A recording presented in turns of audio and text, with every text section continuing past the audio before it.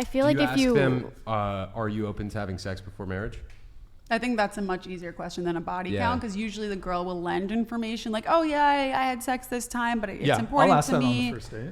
That's a good I'll ask question that to on the ask, first because if date. they're like, oh yeah, I don't think Because that I don't sex want is to wait till serious. marriage. So yeah, Right, so I'll ask here's that on the first date. So it's an interesting question too, because I know that you don't want to get married, Uh-huh. and it also actually leaves me wondering, Brian, like if you're not interested in getting married, why do you care about what the girl's body count is? Like, Is that a serious question? Yeah, think it's it a great is. question. Because, That's a good because, question. What because does that if have you're to not do with- interested in like a serious long-term relationship with the girl that you're talking to, I mean, Hygiene? would you ask a woman? Hygiene does not correlate to body count, though. We talked a little bit about this last time, but you seem to think that it's somehow incapable. It's impossible to have a serious long-term monogamous relationship with a girl without also having a marriage. Well, I'm not under the impression that you want like a decades long. Do you want like a decades long relationship with a woman outside of marriage? Sure. Yeah. Yeah. With like kids involved and stuff too? I mean, right now I'm a little on the fence with when it comes to kids. I'm not yet. I'm not 100% yes, not 100% no. do you just not want the government involved? Is that your thought on marriage? That's part of it. I mean, just the fact of the matter is that marriage, divorce is, for me, I don't see the benefit. From a religious point of view, I don't have an issue with it, but with the government, when it comes to divorce, when it comes to the financial ramifications, when it comes to just being the court system, which has a pretty gnarly bias against men, just doesn't. Sorry, there's a fly on the microphone. I had to blow it away. Sorry to destroy your earlobes there. Nice. Okay, fucking flies harassing us. Yeah, just men get destroyed in divorce, and women initiate 80% of divorces. That's 90% if they're college educated. So I don't see. I really don't see the benefit. The vast majority of people who pay alimony and child support are men. So it's just all the negative outcomes of divorce disproportionately impact men. So there's just absolutely no incentive to get married. I'm a businessman. For the kids. I said this last time. I'm a businessman. You know I'm a businessman because you find me at my place as a business. I do not enter into contracts that are dog shit. And marriage is a contract, and it's a terrible contract in for the state men. of California. In all Western countries. As long as you don't want in kids, states whatever. where If there's you no want fault kids, divorce, I think still a it's pretty terrible stupid contract. plan. Is it But still in a states where there terrible- aren't no fault divorce? Like, how is it a bad contract? Is it a bad contract if you get a prenup? Prenups are constantly challenged Yeah, and they thrown don't out. always and work. Look, at the end of the day, when you get married, if you have a divorce, unless you're both really amicable, there's going to be lawyers involved. If you, as the guy, you're the primary breadwinner, you have to pay for your lawyer. You have to pay her for. You have to pay for her lawyer. You have to pay for yours. Lawyers charge like $300 an hour. You're going to get screwed there. Then you're going to have to pay her money. Then you're going to have to pay alimony. Then throw in child support. She gets the house. She gets the dog. She gets everything. Fuck no. But that's That's in a not state 100% of the with no time. fault divorce though. I happen correct? to be in California. Right. So, but like in another state, would it be different? Where it doesn't have that? Men get destroyed in every single state in this country when it comes to divorce and alimony. But there's I get it's not 100%, but there is certain clauses and prenups to help you there. I question if that's true. I'm and also, like, you if- can't I'm vet. curious, You don't. like the more red states, Let's- if it's as bad. You don't believe that you can court out a woman who won't do that to you? Like, you just, like, what about, you don't, I'm I'm not saying you have to not- find someone and marry them right away. What if you're with someone for 10 plus years, you guys are living together, you think all of a sudden you're going to get married and boom, 12th year, she's going to fuck you over. Like, I'm not a gambling man. Well, I'm not making that bet with a woman. She even- would have to first I off, hope you don't have kids. Even if you did. dated them for 10 years. Whoa, that's kind of a fucked up thing to say. I mean, if you're gonna, if that's Because I this is don't- your ideology towards it, I mean, it doesn't seem like you're too concerned about what your mother's child's position in life is going to be. If you have a child involved, it doesn't matter if you're married or not. That's still going to be a lot of court fees and all that stuff is still going to come into play if you decide to have children, even if you're not married. Well, there's child support there. I don't see what that has to do with kids, but I would much rather have to just pay child support. And by the way, I would fight for shared custody. Unfortunately, it happens to be the case in this country and most Western countries that men are, it's almost, well, it is sexist. Men are presumed that they are not capable of being capable caretakers, so women are overwhelmingly awarded custody when it comes to custody disputes. So that's, another component of the court system where there's a bias against men. But I would much rather just pay child support than also have to pay alimony and then pay for, in the event of a divorce, have to pay for her attorney and my attorney, and they're $300, $400 an hour in billable hours. So no thanks. It's just not a good move as a man. It's just not a good move. I have a question Unless for you you, have religious Brian. conviction. Are your parents married? They are. Oh, wow. They're still together. They're married. My parents aren't. But we live in a different time now. We live in a very different time. And people maneuver in very different ways. Look, do you think most people that get married, most men and women who get married, they go into it thinking, they maybe go into it thinking, this is the person I'm going to spend the rest of my life with. I love this person to death.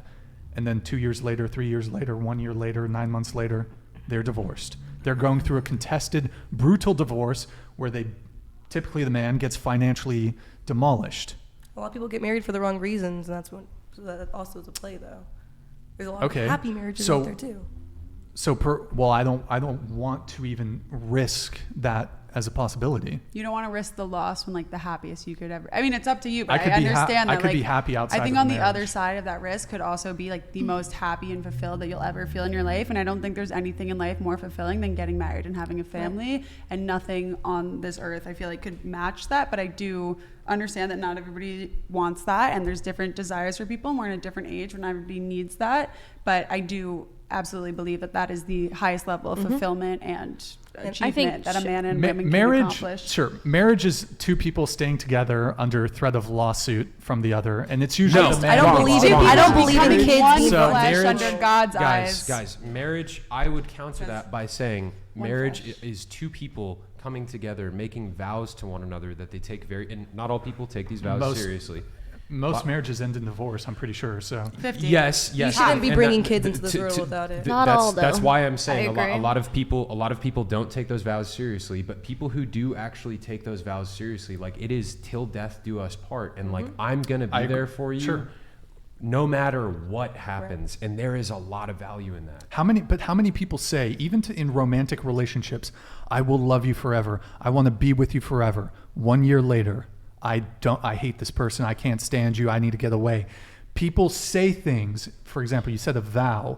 How often are vows broken?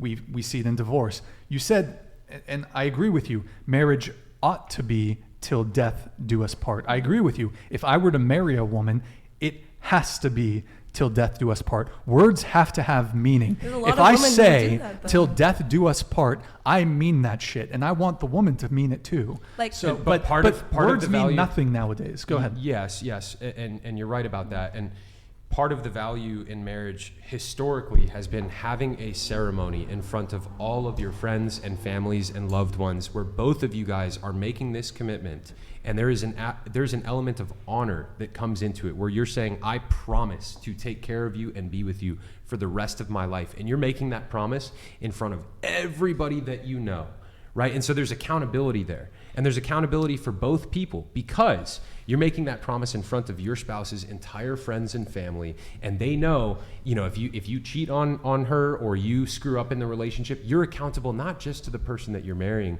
but to all of the people in your family and hers that you made those promises in front of, right? That this is something this has been something that's been really interesting for me to observe as a wedding photographer, because I'll shoot weddings where people will do these tiny little ceremonies at the courthouse here in Santa Barbara, and it's just them in front of an officiant, and then they get married and that's it, right? It's a totally different vibe in comparison to watching your wife, your future wife, walk down the aisle with her father and him passing her off to you and trusting his daughter to you, and then the handshake that happens between you and your wife's father, and him looking you in the eyes and hugging you. Even asking for the hand in marriage part. Even the asking for the hand in marriage part, asking for the father's blessing. There's so much honor and trust that goes into all of it, and that is something that is it's so valuable, because if you just tell a person, yeah, I love you and I want to be with you forever, and that's one-on-one, that doesn't mean squat. But if you say that in front of everybody that you know and love, and they can all hold you accountable to it, there's a lot of value in that, man. And there's deep shame and dishonor in breaking that. Like, my body count's 12. You guys look at me as a scallywag, and I'm telling you right now, if I get married, the only way it's ending in divorce if he's physically harming me or something. That's the only way I would okay a divorce. I would, if once I'm married, I say What if those he cheated vows. on you? We're gonna figure it out. Here, Chase, let me just respond to what you said. Wow. So If we have kids, especially, we're figuring it out. everything that you just said sounds beautiful. Sounds great. All that stuff happens. You said the father walks her down the aisle. She's in the dress. There's the handshake or whatever you said. Cool. That's great. He fist All that stuff happens. And yet, what do we have? A high 50% divorce rate, divorce yep. rate. You Yep. said there's shame. You said there's stigma. There is no longer a societal shame for people that get divorced. In fact, a girl need just go to one of her girlfriends and just say, we're having some disagreements. The girlfriend's going to be like, divorce him. I don't know any She's going to girl go to a who would say therapist, that. divorce him. Unless they'd have Because no most therapists are steeped in feminism. They're Based. dude. So therapy is a whole nother. Yes, therapy is a whole Brian. nother You thing. raise an important point. Let me just Go on. finish really quick. So, all that stuff you said, all the things. First off, the social stigma in the U.S. in most Western countries, non-existent. Unless you're in like your whole Or you're circle. in a religious environment. Thank you. Divorce is very frowned And upon that's- when I was that's raised. the thing. Christianity That's the is thing. not an antidote to divorce. I don't know I was raised a Catholic. I don't know a single I disagree divorced with couple. That. I disagree Because with that. how many Christians and Catholics get divorced? We- a lot. Isn't it we a looked very up low? the It's stats. very We looked low. up the stats on the last show. I couldn't We looked name up- one person that's Guys, divorced. hold on. We looked up the stats on the last show. There were contradicting stats. People sent me more stuff after the fact. The majority of this is the thing, man. This is why our society must return to God. When people they actually take their faith seriously and they regularly attend church and they're actually serious about their faith in God. Like the statistics that we pulled up before, these are people who aren't actually serious about their faith in God. When you have people who are actually serious about their faith in God and they're making that commitment before God and they know that they will be held accountable to it before their creator, like that is a big deal, man.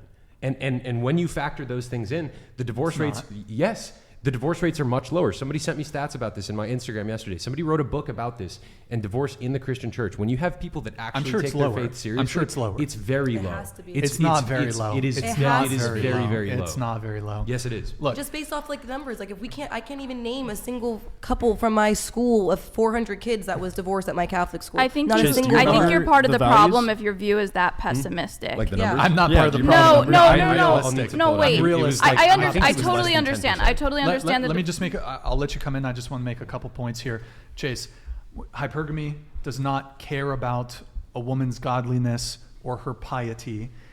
That Yes, it doesn't matter. It does Hypergamy not still matter. exists as an aspect of human nature, but there are women out there with principles, bro.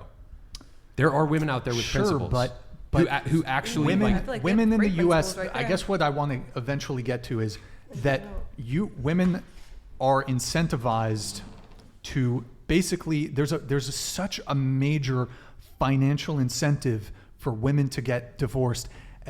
As soon as there's even a hint of unhappiness, and look, as a man, you should never sign a contract with someone who is rewarded for breaking it. No sane, informed man would or should sign that contract. As a businessman, it is one of the worst contracts you could possibly sign in your entire life. If you're marrying a I'd true still sign feminine it. woman, though, like if you're marrying a true feminine woman who's in touch with everything in motherhood, she would do everything in her possible being to make sure that she could keep her family together for her kids.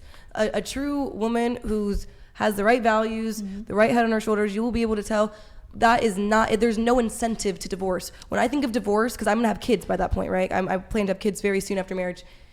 The worst thing in my mind would have to make my kids go between homes. That's the last thing I want. I also wouldn't want them to be raised in a toxic household where we don't love each other, but that's not an incentive. If you're marrying someone who's like thinks that divorce is a positive outcome for them, you really missed the mark on who you're marrying, and you missed a lot of red flags. throughout that dating process. Maybe you were too worried about, not saying you personally as a joke, it's mostly a joke. Maybe you were too worried about her height and her body count and other things instead of her morals and morality, because she wouldn't do those things. There's no sensible woman. Divorce is not some outlier occurrence that rarely happens. Like I said, the divorce rate is 50%. Maybe to you, but how Chase, That I would means agree one with out of Chase. every 2 women stays in the relationship and doesn't give up. But I have a solution for you. Something you would really like. Judaism. The woman can't ask for a divorce. The guy has to give the get to allow them to divorce. And if he divorces her, it's a contract that only the guy can give the get. You guys, If And a you're in woman it in for Catholicism life. too. For What's, life. what's the, Hold what's on, the hold divorce on, rate in hold the on. Jewish community? I don't know off the top of my head, but there are people who get divorced. There's people who rush into marriages and get divorced, but we have social pressure to stay married. which society should have. with Judaism, are you talking like, are you Orthodox Jew? Yes. Okay, but there's a lot of Jews are secular, and then there's If you have a Jewish wedding, you sign a There's- get no matter what. It's the legal contract. And this is, I totally agree with you keeping the government out of marriage, though. Let's say you're Muslim. Let's say you're Catholic. Let's say you're Christian. Let's say you're Jewish. Do you know what the solution is? You can, I don't know what the term is. You can be apostate. You can leave your faith. Then you can get out. I mean, Christians and Catholics can get out of their marriages, but you basically just, so you could just. With Judaism, we believe that you can never leave Judaism. If you're a Jew, you can convert to another religion. You're always a Jew. It's an ethnicity and a race. But And religion. as an individual, sure, outsiders can say, well, you're always this religion. However, as an individual, like there's no law that is forcing you to stay in a marriage. So, I mean, you say there's a get, you say It's a contract. It's a contract that if the man leaves, it says in the contract, you sign it at the altar under the contracts chuppah. are broken all the time. If you break the contract, the man is responsible. The man has to be able to. If a woman wants to divorce a man in the Jewish community, she cannot get remarried, and a rabbi will not remarry her if she does not have the Let's get talk from about her the court previous system, relationship. because religion's a whole nother topic. That's what I agree with you, though. I think your problem might be that the government is so heavily involved in marriage, and that's a big thing where I separate that, especially when it comes to like gay marriage and things of that sort. To marriage, if my rabbi marries me in the eyes of Hashem and under God's eyes, we are married. It doesn't matter what the government says, we're married. And you can become an apostate and then get out of your marriage. But you can't convert out of Judaism. And and so you can never let's remarry a let's Jew. ask a That's the productive bigger clarifying problem, I question guess. here. Let's ask a productive clarifying Yes. question.